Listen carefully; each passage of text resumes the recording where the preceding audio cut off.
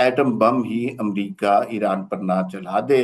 और कहा जा रहा था एक मुल्क, एक तहजीब को खत्म कर दिया जाए। जब ये जंग शुरू हुई तो बहुत सारे लोग ऐसे थे जिन्होंने ये हर्जा सराई शुरू कर दी कि आज ईरान है, कल पाकिस्तान है।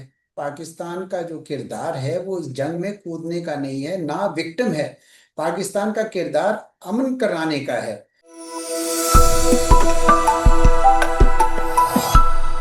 नाज़रीन अस्सलाम वालेकुम। वी न्यूज़ एक्सक्लूसिव में आज एक बहुत ही अहम इंटरव्यू आपके लिए लेके आए हैं। पाकिस्तान के माया नाज सिफारतकार, जो कि बहुत ही अच्छे मुसन्निफ भी हैं, जनाब एजाज चौधरी साहब हमारे सामने मौजूद हैं। और सबसे पहले तो हम उनका शुक्रिया अदा करते हैं कि उन्होंने हमें वक्त दिया। सर, आपका बहुत शुक्रिया। जी, बहुत बहुत नवाजिश। अच्छा सर, मुझे ये बताइए कि कुछ दिनों पहले दुनिया की दो कुव्वतें आपस में दस्तों गिरेबान थी। यहाँ तक खदशा था कि कोई एटम बम ही अमेरिका ईरान पर ना चला दे। और कहा जा रहा था एक मुल्क, एक तहजीब को खत्म कर दिया जाएगा। ईरान की जानिब से भी कोई सरेंडर की बात नहीं हुई। और उसके बाद ये सूरत हाल हम देख रहे हैं कि अब वही दो ममालिक टेबल पर बैठकर डायलॉग करने को, बातचीत करने को तैयार है। इसमें जो पाकिस्तान का किरदार है, उसके हवाले से आप क्या कहना चाहेंगे? जी शुक्रिया उमर साहब। बिल्कुल बहुत अच्छा किरदार पाकिस्तान ने अदा किया और वही किया जो उसको करना चाहिए था। मुझे याद है कि जब ये जंग शुरू हुई तो बहुत सारे लोग ऐसे थे जिन्होंने ये हर्जा सराई शुरू कर दी कि आज ईरान है, कल पाकिस्तान है। जी कुछ बिल्कुल। लोग तो यहाँ तक कहने लगे कि जी अब हम, चूंकि सऊदी अरब से एग्रीमेंट है तो हम कूदे कूदे ही जंग में। तो मैं दोनों बातों पर बुरी मतलब मुकम्मल तौर पर उनसे ना इत्तेफाक करता था। मैं कहता था ये गलत बात है। पाकिस्तान को क्यों आप अंडर एस्टिमेट करते हैं? पाकिस्तान का जो किरदार है वो इस जंग में कूदने का नहीं है, ना विक्टिम है। पाकिस्तान का किरदार अमन कराने का है। और अल्हम्दुलिल्लाह हमारी क़यादत ने वही किया जिसके लिए मुझे और अजय और आपको, यकीनन सारे पाकिस्तानियों को बहुत खुशी है कि हमने अमन के लिए काम किया। और हमारे तो अपने कायदे आजम मोहम्मद अली जिन्ना की ये जो तालीम थी पाकिस्तान की खारजा पॉलिसी के लिए, उसका ये उसका एक हिस्सा है कि हमने अमन के लिए काम करना है। तो मैं समझता हूँ कि पाकिस्तान ने बहुत अच्छा काम किया, जंग के शोलों को ठंडा किया। इसीलिए सऊदी अरब ने भी पाकिस्तान की के ऊपर एतमाद किया, ईरान ने भी एतमाद किया, अमेरिका भी पाकिस्तान के ऊपर एतमाद कर रहा था ऐसे में, और चीन भी। गोया ये एक ऐसा मुनफरद वक्त था पाकिस्तान की सफारतकारी का कि जिसमें सारी जो मुतहरब पार्टीज थी वो सब के सब ये समझ रहे थे कि पाकिस्तान शायद सबसे बेहतर किरदार इसमें अदा कर सकता है, सिर्फ एक वजह से, क्योंकि उनको अंदाजा था कि पाकिस्तान इखलास के साथ मेहनत कर रहा है अमन के लिए। उसका कोई अपना मकसद जो है उसमें नहीं है। तो मैं समझता हूँ कि अल्लाह ताला ने सुरखरू किया और आगे भी अब कल आने वाला है ये सिलसिला।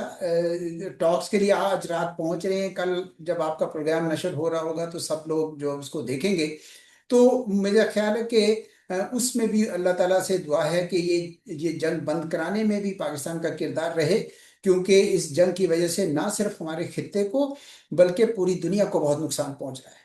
ठीक है सर, कल के जो मुज़ाकरात हैं उस पर हम बात करेंगे। लेकिन दो चीज़ें मैं आपसे डिस्कस करना चाहता हूँ। लोग कह रहे हैं, कुछ तजियाकार, कि टर्निंग पॉइंट जो जंग से अमन की तरफ हम आए हैं, दो रहे हैं। एक तो जब पाकिस्तान में वज़राए खारजा की मुलाकात हुई, जिसमें सऊदी अरब के और मिस्र के और तुर्की के वजीर खारजा थे। उसमें सऊदी अरब का बहुत इंपॉर्टेंट रोल था। दूसरा, जब हमारे नायब वजीर आजम चाइना गए और 5 नकाती एक एजेंडा उन्होंने तैयार किया। इज दैट करेक्ट कि ये दो टर्निंग पॉइंट थे जो जंग से दुनिया को अमन की तरफ लेके आए? मेरा ख्याल है कि इनके अलावा चार और ऐसी वजूहात हैं जिसकी वजह से मुतहारब पार्टीज मुतवज्जो हुई अमन के लिए। पहला तो मेरे ख्याल में अमेरिका खुद है, जहाँ पे वो इतनी बड़ी बड़ी धमकियां लगा रहे थे कि हम तो ईरान की पूरी तहजीब का खात्मा कर देंगे। वहाँ अमेरिका के अंदर इतना शोर गोगा उठ गया कि ऐसा तो वियतनाम की जंग में भी नहीं देखा गया। और डोनाल्ड ट्रंप साहब को अंदाजा हो गया कि अगर ये सिलसिला इसी तरह चलता रहा और अमेरिका के अवाम ने यही समझना शुरू कर दिया कि ये जंग हमारी नहीं है बल्कि इसराइल की जंग है, तो फिर तो मिड टर्म इलेक्शंस भी गए और उसके बाद डोनाल्ड ट्रंप साहब के लिए बड़ा मुश्किल और कड़ा वक्त आ सकता है। तो चुनाचे पहला तो टर्निंग पॉइंट अमेरिका का अपना था। दूसरा, अमेरिका के अंदर ही जब उन्होंने कहा कि हम बूट्स ऑन ग्राउंड लाएंगे, खर्जा आइलैंड के पास जो दो जजीरे हैं उन पे कब्जा करेंगे, उस पे भी उनकी अफवाज राजी नहीं हुई। उन्होंने एक आर्मी चीफ को फायर किया, उन्होंने एक नेवी के एडमिरल को किया, एक उन्होंने एयरफोर्स के एडमिरल को फायर किया। लेकिन साथ ही उनको अंदाजा हो गया कि ये शायद इलीगल काम कोई भी नहीं करना चाहेगा या ऐसा काम नहीं करना चाहेगा जिसमें अमरीकियों की जाने जाए। तो इसलिए मुझे लगता है कि पहला टर्निंग पॉइंट डोनाल्ड ट्रंप साहब की अपनी ये रियलाइजेशन थी कि भाई ये आगे अब सिलसिला चलने का नहीं है, हम बेहतर है कि कोई अच्छा मोड़ मिले और उससे निकल लें। और पाकिस्तान पे उनको भरोसा था, उन्होंने पाकिस्तान क्या के मुतालिक पहले भी पाकिस्तान ने भी उनकी पजीराई की हुई है बहुत अरसे से, तो चुनाचे उन्होंने यही मुनासिब समझा। दूसरा टर्निंग पॉइंट मेरे ख्याल में ईरान की तरफ से भी था, क्योंकि ईरान के अंदर भी काफी तबाही हो चुकी थी। और अगर मजीद तबाही होती तो ये खुदा जाने कितनी दहाइयां पीछे चले जाते। तो उनको भी नजर आया कि अगर ये हम इस वक्त कोई किसी किस्म का सिलसिला कर लें बातचीत का। उन्होंने भी शुरू में कहा कि हम बातचीत नहीं करेंगे, हम इन पे एतबार ही नहीं करते हैं। लेकिन जब पाकिस्तान बीच में आया तो उनको अंदाजा हुआ कि नहीं, अब हम अगर करें तो पाकिस्तान एक अच्छी ताकत है जो जमानत भी दे सकती है, जो खुद भी साथ खड़ा होगा। और उसके साथ चीन भी जो है जुड़ा हुआ है। चीन को आपको पता है, जिस मीटिंग का आपने हवाला दिया, यहाँ 4 फॉरेन मिनिस्टर्स मिले थे, उसके फौरन बाद हमारे वजीर खारजा साहब ने डैश किया था चीन, ताकि उनको एतमाद मिले। तो चीन बिल्कुल पसे पर्दा उसकी इस सारे सिलसिले को हमायत थी, तो इसलिए ईरान भी राजी हो गया। तीसरी वजह जो बनी है वो मेरे ख्याल में खलीजी रियासतों की के अंदर बढ़ता हुआ दबाव था। क्योंकि अगर अमेरिका वो करता जो वो करना चाह रहा था या कह रहा था, धमकी लगा रहा था कि मैं आपके पावर ग्रिड्स तोड़ दूंगा, तो फिर डिसैलिनेशन प्लांट खलीजी रियासतों के और उनकी ऑयल इंस्टॉलेशन कहीं नहीं बचनी थी। जिसका मतलब है कि उनका तो वजूद ही खतरे में पड़ जाता। तो उनकी तरफ से भी एक दबाव था अमेरिका पे कि भाई इस मामले को या तो आप ऐसा काम करें कि वो बैठ जाएं। वो तो हो नहीं सका पिछले 6 हफ्ते में। और अगर नहीं बैठ सके, ईरान की हुकूमत को नहीं आप बैठा सके, तो फिर आप कम से कम कोई हल सही निकालें।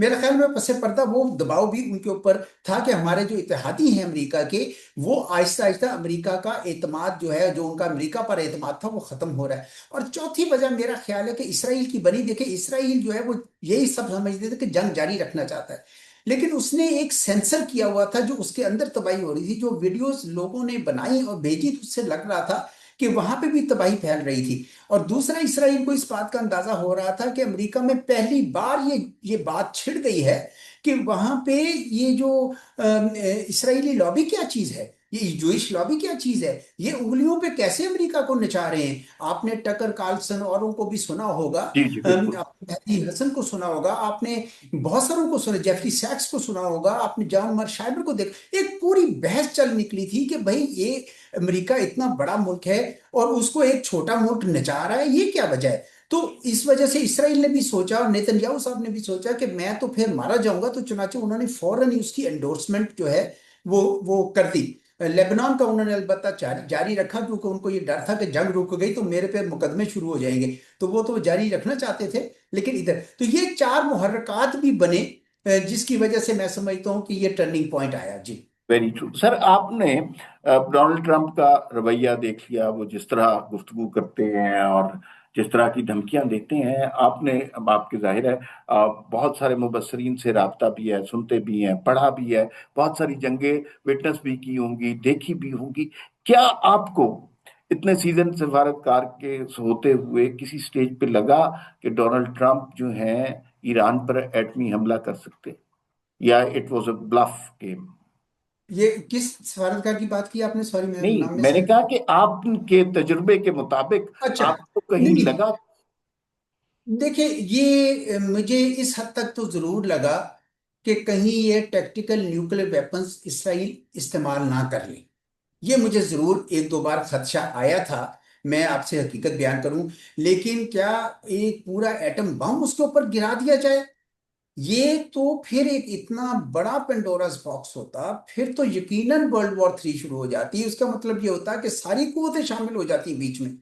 तो ये तो मुझे नहीं लगा कि कभी भी ये काम अमेरिका करना चाहेगा, क्योंकि वो ये कोई जंगी अजीम नहीं है, ये सारे उसमें शामिल नहीं, ये खित्ते की जंग है।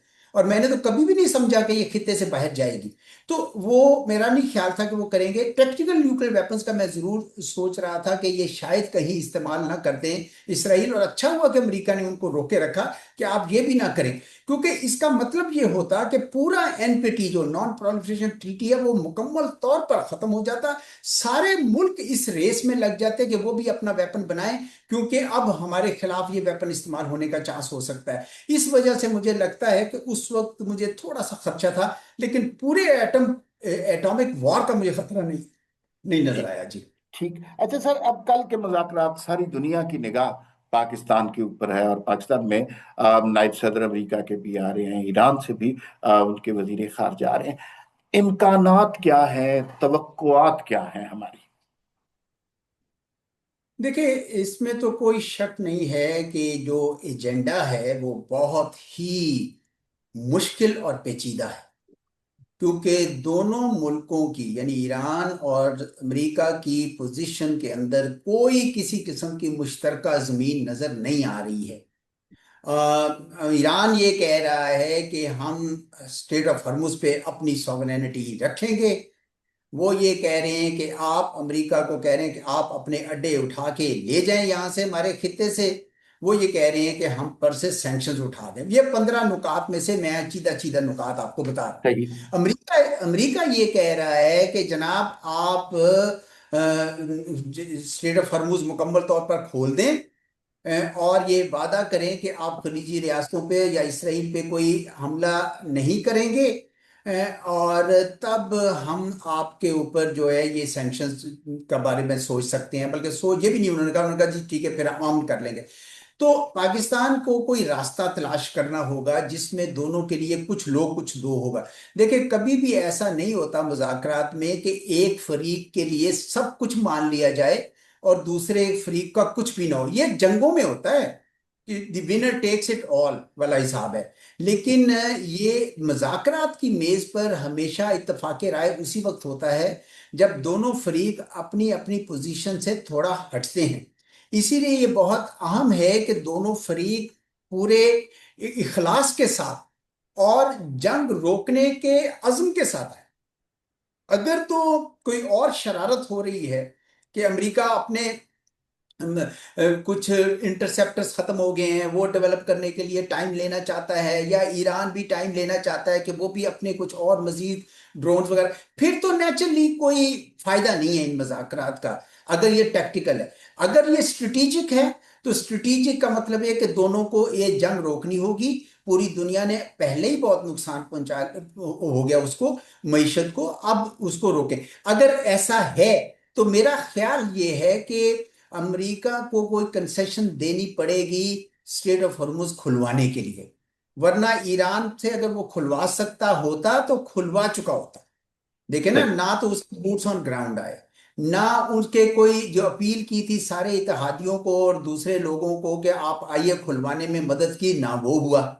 गोया हम्म। अब ईरान का की जो इजारादारी है स्टेट ऑफ हॉर्मुज पे वो अब मुसलमा हो चुकी है। तो अगर हम्म। आपने ईरान से ये कंसेशन लेनी है तो फिर आपको कुछ उसको देना होगा। तो क्या सही। है जो ईरान ऐसी चीज लेगा अमेरिका से जिस पे वो राजी हो जाए? वो मेरे ख्याल में वो है सैंक्शंस। जो सही। इकोनॉमिक सैंक्शन ईरान पे लगी हुई है पिछले 40 साल से, जिसका बहुत नुकसान हुआ है। तो ये एक अच्छा क्विड प्रो को हो सकता है दोनों का आपस में। ठीक। मैं ये नहीं ठीक। कहता कि इसी के ऊपर इत्तेफाक होगा, मुझे नजर आ रहा है कि ये एक ऐसा एरिया है जिस पे दोनों का इत्तेफाक हो सकता है। और इस पे खलीजी रियासतें भी खुश होंगी, इस पे सारे खुश होंगे सिवाय इसराइल के। इसराइल तो चाहता है कि खलीजी रियासतें और ईरान आपस में भिड़ पड़े और एक दूसरे को भस्म कर दें, ताकि उसकी राह हमवार हो जाए ग्रेटर इसराइल की। वो अब होने का नहीं। ग्रेटर इसराइल अब नहीं आ रहा। ये तो इस जंग ने उसके इम्कानात बिल्कुल महदूद कर दिए हैं। अब जो खलीजी रियासतें उसके साथ जुड़ी हुई थी इसराइल के साथ, वो भी अब शब्द वो ना सोच। तो गोया अमेरिका के लिए अब सिर्फ यही रास्ता बनता है कि कोई इकोनॉमिक सैंक्शंस पे कुछ को कंसेशन दे। और इस पे जहां तक न्यूक्लियर का ताल्लुक है, ईरान तो पहले ही राजी था ना जी न्यूक्लियर के, कि हमें आप जो सिविल न्यूक्लियर एनर्जी की एनरिचमेंट है वो आप हमें करने की इजाजत दे दे। लेकिन क्या ईरान अपना सारा यूरेनियम जो 60% तक कर चुका है उस पर अब वापस रोल बैक करेगा?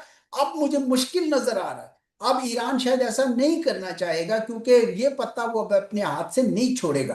तो ईरान के पास दो ही पत्ते हैं। एक पत्ता ये है कि वो जो जो 450 से 600 किलोग्राम का उनके पास 60% एनरिच यूरेनियम है, उसके बारे में कोई कंसेशन दे, या स्टेट ऑफ हर्मुज के ऊपर कोई कंसेशन दे। मेरा अपना यह ख्याल है कि वो स्टेट ऑफ हर्मुज के ऊपर कोई कंसेशन देना चाहेगा, कि ताकि इस मामले में दोनों हो जाए। कुछ लोगों का यह ख्याल है, मैंने पढ़े हैं ये तज्जिए, कुछ लोगों का ख्याल ये है कि वो स्टेट ऑफ हर्मुज की कंसेशन इसलिए नहीं देना चाहेगा कि उस पर टैक्स लगा के वो तेल जितना बेचते हैं और गैस जितनी बेचते हैं उससे तकरीबन दुगना वो पैसे कमा सकता है, तो वो क्यों करेगा? बहरहाल ये अब वक्त बताएगा कि कल किस मरहले पर ये मामला जो है आगे जाके ठहरता है जी। सर एक सवाल ये भी बनता है, and it's a very genuine question. आपने देखा कि मुझे नहीं याद पड़ता, दो वाकयात जहन में आते हैं। एक तो 71 में जब अमेरिका चाइना सुलह के हवाले से पाकिस्तान का किरदार था, एक 74 में जो भुट्टो साहब ने कॉन्फ्रेंस करवाई थी, उसके बाद सारी दुनिया की पॉजिटिवली अटेंशन शायद पहली दफा इतने अच्छे तरीके से पड़ी है। हमने अस्करी मैदान में अपना लोहा मनवा लिया, हमने सफारती मैदान में भी अपना लोहा मना लिया। जो कुछ भी इस मुज़ाकरात का नतीजा निकलता है, पाकिस्तान की हैसियत, अमन की ख्वाहिश अपनी जगह है, लेकिन हमारी अपनी एक वीकनेस है, एंड वो वीकनेस है हमारी इकोनॉमी। आपको लगता है कि ये जो पाकिस्तान का स्टेटस दुनिया में बुलंद हुआ, हर मुल्क पाकिस्तान की तारीफ कर रहा है, इसके कुछ इकोनॉमिक बेनिफिट भी हमें शॉर्ट टर्म या लॉन्ग टर्म, मिड टर्म में हो सकते हैं? हो सकते हैं। मैं बिल्कुल आपकी इस बात से इत्तेफाक करता हूं कि पाकिस्तान का ग्राफ जो है इस वक्त सफारती मैदान में, अस्करी मैदान में बहुत ऊंचा है अल्हम्दुलिल्लाह, इसमें तो कोई दो राय अब रह नहीं गई है। लेकिन इक्तिसादी मैदान में बदकिस्मती से अभी तक हम उस सतह पर नहीं पहुंचे जिस सतह पे हमारा मुल्क, जो एक न्यूक्लियर ताकत है, जो एक पावरफुल फौज रखता है, जो एक दुनिया में अपना मकाम रखता है, पांचवी बड़ी आबादी के लिहाज से पांचवा बड़ा मुल्क है, वसाइल के लिहाज से गैर मामूली पाकिस्तान के पास वसाइल है। ऐसे मुल्क की इक्तिसाद इस लेवल पे नहीं होनी चाहिए कि वो दूसरों से दूसरों का दस्ते नगर हो, वो लोगों से कर्जे ले और उस कर्जे पे अपना बैलेंस ऑफ पेमेंट सपोर्ट करे। एक तो होता है ना कर्जा लेके आप अपनी इन्वेस्टमेंट करते हैं, वो डिफरेंट है। मैं ये कह रहा हूं कि बैलेंस ऑफ पेमेंट सपोर्ट के लिए जब आपने अभी जिस तरह आपने उनको पैसे वापस कर दिए या करने का वादा कर लिया यूएई को, अच्छा किया है मैं समझता हूं। तो कुछ मौके आपको मिल सकते हैं, ये अच्छी जो आपके पास इस वक्त मौका आया है। मेरा ये ख्याल है कि अगर सरकार पाकिस्तान तीन काम जो है मेरे जेहन में आते हैं जो फौरी तौर पर करने चाहिए। एक तो हमें फौरन ही सोलर सोल्यूशन की तरफ जाना चाहिए, ताकि ऑयल एंड गैस पे जो हमारी डिपेंडेंस है वो थोड़ी कम हो जाए। और आजकल चीन ने इतनी बड़ी तादाद में अपने सोलर पैनल्स और इन्वर्टर्स बनाए हैं कि उनकी बहुत कीमत कम हो गई है। तो पाकिस्तान के अंदर अगर सारी इंडस्ट्री भी सोलर पे शिफ्ट करने की इजाजत दे दी जाए और सारे उस पर शिफ्ट हो जाए तो हमारी डिपेंडेंस उस पर कम हो जाएगी। इसमें सिर्फ एक कबाहत है, वो ये है कि जो आईपीपीज बने हुए हैं उनके साथ जो सरकार पाकिस्तान के एग्रीमेंट्स हैं उनका क्या होगा। मेरे ख्याल में वो फोर्स मेजोर लगा कर के भाई जंगी हालात हैं, आप हमारे पर रहम करें, जितना आपने हमसे कमाना था कमा लिया, अब आप जरा थोड़ा सा पाकिस्तान की आवाम के साथ ताउन करें, तो शायद कुछ आईपीपीज कम हो जाएं तो हमारे लिए थोड़ी आसानी हो जाए। Solar solution is the first one that comes to my mind. दूसरा ये है कि अब जबकि गल्फ के अंदर जो पर्शियन गल्फ में जो पोर्ट्स हैं वो बड़ी मुश्किल में हैं, तो पाकिस्तान की जो पोर्ट्स हैं वो एक बार फिर एक कनेक्टिविटी और ट्रांसशिपमेंट का महवर बन सकती हैं। ये था पहले ऐसे ही था, कराची जो है एक ऐसा एयरपोर्ट था जो पूरे ईस्ट एशिया को यूरोप से और वेस्ट एशिया से कनेक्ट करता था। मैंने अपने बचपन में देखा है कि हमारे इर्द गिर्द हमसायों में ईस्ट एशियंस पढ़ते थे, मिडल ईस्टर्न्स पढ़ते थे, वो यहाँ रहते थे पाकिस्तान में। तो कराची एक हब था। वो गलती से या जिस तरह भी कहें वो हमारे हाथ से निकल गया। अब एक मौका आया है कि कराची को, पोर्ट कासिम को और हत्ता के गवादर पोर्ट को भी अब ट्रांसशिपमेंट का हब बनाएं और लोगों को उसके रोजगार के मौके दे। ये एक बहुत बड़ा मौका होगा। तीसरी चीज जो है, मैं समझता हूँ कि पाकिस्तान में अब वक्त आ गया है कि हम ईज ऑफ डूइंग बिजनेस पे संजीदगी से काम करें।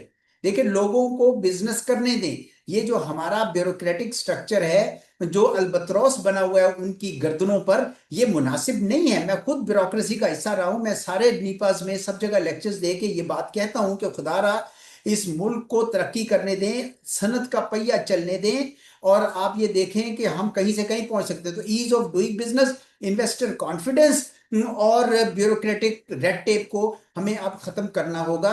और इसके लिए बहुत कमेटीज बनी थी, बहुत सिफारिशात मौजूद हैं, मेज पर मौजूद हैं। सरकार को पॉलिटिकल विल सिर्फ चाहिए कि उनको इंप्लीमेंट कर दे।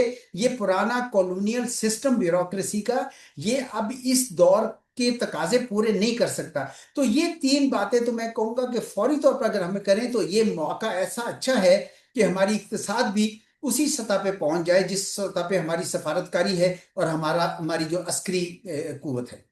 सर, मुझे इसमें एक पॉइंट हैरत हुई कि वो उस पॉइंट की तरफ आपने इशारा क्यों नहीं किया। पाकिस्तान का एक दिफाई माहिदा सऊदी अरब के साथ है।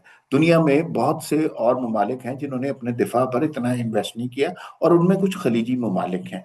क्या वो उनके साथ दिफाई माहिदे सोर्स ऑफ रेवेन्यू बन सकता है मईशत की बेहतरी के लिए? जी देखिए, ये दुबई मुआहिदा तो जंग से भी पहले मौजूद था। जी। और जंगी हालात की वजह से इस मुआहदे की अहमियत सिर्फ इतनी थी कि क्या पाकिस्तान वहां पे जाएगा या नहीं जाएगा। और अब पाकिस्तान ने सही फैसला किया कि बजाय इसके कि हम जंग बढ़ाएं, हम जंग रोके, तो ठीक हुआ। लेकिन इस मुआहदे में ये एक अलबत्ता जरूर है कि जो डिफेंस मैन्युफैक्चरिंग है उसके लिए पहले से दोनों मुल्कों के दरमियान काफी काम हो रहा है। मैं मुझे कम से कम डिजिटल स्पेस में पता है कि ऑलरेडी वो कोशिश कर रहे हैं कि एक हम ऐसा निज़ाम बनाएं जिसकी डिपेंडेंस जो है वो किसी तीसरी कुवत पर ना हो। मिसाल के तौर पर, अगर आप जीपीएस इस्तेमाल करते हैं तो आप अमेरिका पे डिपेंडेंट हैं। अगर आप बायदू करते हैं इस्तेमाल तो आप चीन पे डिपेंडेंट हैं। इसी तरह अगर आप F-16 जहाज लेते हैं तो उसका कंट्रोल अमेरिका के पास है। रफाइल अगर लेता है इंडिया तो वो फ्रांस के पास कंट्रोल है। अब ये कोशिश कर रहे हैं कि ऐसा इक्विपमेंट हम बनाए, कोई ऐसा डिजिटल प्लम्बिंग हम करें कि सारा का सारा निजाम हमारे अपने अंदर हो, ताकि कोई बाहर से, ये मुझे फर्स्ट हैंड पता है, मैं उन लोगों को जानता हूं ये काम कर रहे हैं between Saudi Arabia and Pakistan. कभी कभी चीन भी उसमें आता है। तो ये चीजें तो ऑलरेडी हो रही है, इसको मजीद बढ़ावा दिया जा सकता है। ये हो सकता है कि अब इसी दफाई मुआहदे के हवाले से जब जंग रुक जाए तो शायद इसका दायरा थोड़ा सा बढ़ाया जाए। वो एक अलहदा बहस है जिसका मैं आपको जवाब दे सकता हूं अगर आप जानना चाहेंगे कि भाई जंग के बाद क्या होगा। वो मैं एक मेरे जहन में एक खाका है, उस पर हम बाद में बात कर सकते हैं। जी। अच्छा सर, एक आखिरी सवाल, वक्त की किल्लत का दरपेश है। दुनिया भर में पाकिस्तान के किरदार के हवाले से तो बात हो रही है, लेकिन डोनाल्ड ट्रंप साहब खुद बड़े फख्र से और तमकनत से मांगा करते थे कि मुझे नोबेल प्राइज दें, मैंने इतनी जंगें रोकी हैं। अब दुनिया में अमन के हवाले से नाम सिर्फ पाकिस्तान का गूंज रहा है, और फील्ड मार्शल का पाकिस्तान के वजीर आजम का, पाकिस्तान के नायब वजीर आजम का। क्या नोबेल प्राइज हमें मिल सकता है अमन का? देखिए, पाकिस्तान ने जो किरदार इसमें अदा किया है अमन के हवाले से, खित्ते के अमन के लिए और दुनिया की इक्तसाद के लिए, ये बजाते खुद अपना एक इनाम है। मांगे से इनाम नहीं लेने चाहिए। मैं समझता हूँ कि डोनाल्ड ट्रंप साहब ने जो इतनी देर ये काम किया, बार बार कहा, तो उससे जरा कंट्रोवर्सी पैदा हो गई है नोबेल प्राइज के हवाले से। लेकिन अगर वो खुद महसूस करते हैं कि पाकिस्तान के जो क्यादत है उसमें से किसी को वो उसका इंतखाब करते हैं, तो ये हमारे लिए बहुत बड़ा एजाज होगा। हमें खुद उसको मांगना नहीं चाहिए। लेकिन ये जरूर है कि अगर ऐसा हो तो पाकिस्तान के लिए काबिल फख्र होगा। जी। सर, आपका आपके वक्त का बेइंतहा शुक्रिया। आपने जिस चीज की तरफ निशानदेही की कि जंग के बाद क्या होगा, उसको मैंने इसलिए नहीं छेड़ा कि वो बहुत मुफस्सल और तफसील तलब मौजू है। मैं आपसे एक दफा फिर किसी दिन दरखास्त करूंगा और हम जरूर। डिस्कस कर लेंगे। आपके वक्त का बेइंतहा शुक्रिया, बहुत नवाजिश।